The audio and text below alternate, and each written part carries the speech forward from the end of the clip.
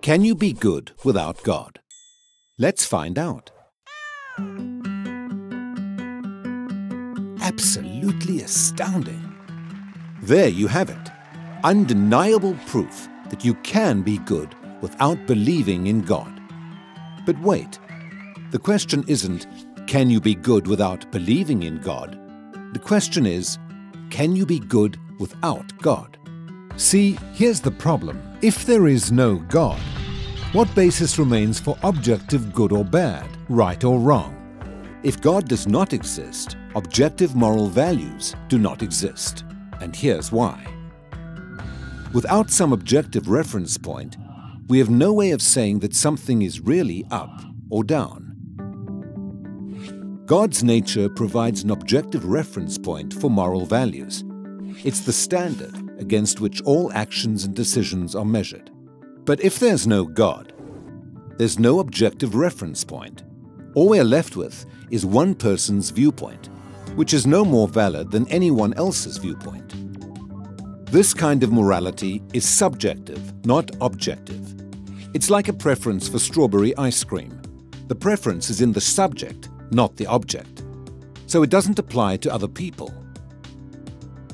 In the same way, subjective morality applies only to the subject.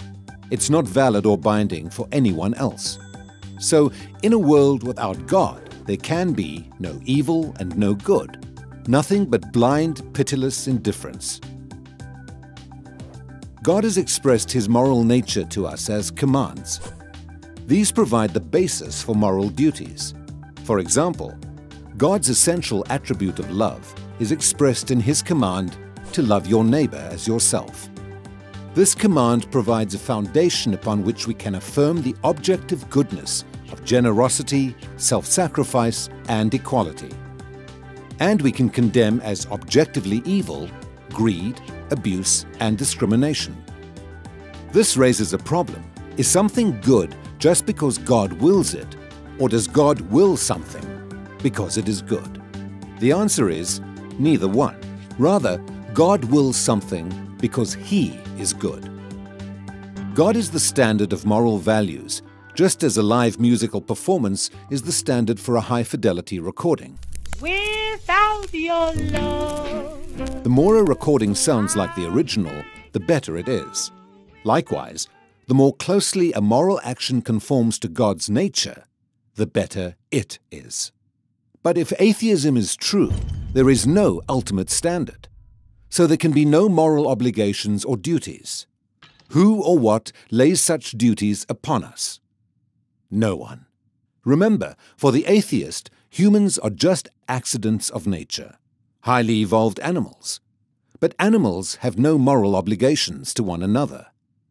When a cat kills a mouse, it hasn't done anything morally wrong. The cat's just being a cat. If God doesn't exist, we should view human behavior in the same way. No action should be considered morally right or wrong.